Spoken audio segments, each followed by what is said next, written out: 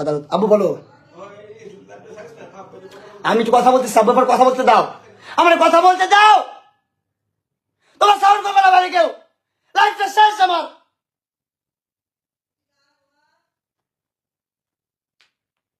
যারা মজা করতেছেন,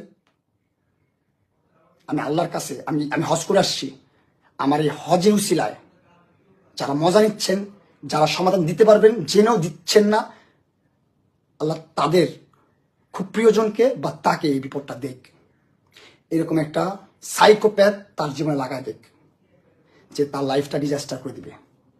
যারা হা হা দেন, যারা মজা নেন, মাল খেয়েছে, মাল খরিয়া গেছে, বুড়ি বিয়া করছে, ডিভোর্স করছে, ভাই নিজে চরকায় তেল দেন, নিজে চরকায় তেল দেন। আমি সুখে আছি, আমি সুখে থাকতে চাই। আপনাদের কথার কারণে, আপনাদের অ্যাপ্রিসিয়েন্সের কারণে আমার লাইফে, পার্সোনাল লাইফে ইম্প্যাক্ট পড়তেছে, আমার ক্ষতি হচ্ছে, আমার ক্ষতি হচ্ছে। আমি ডিপ্রেস, আমি এগুলো নিতে পারতেছি না, আমি এগুলো দেখতে পাচ্ছি না অনলাইনে। কেন আমাকে নিয়ে পোস্ট করবেন আপনারা নেগেটিভ?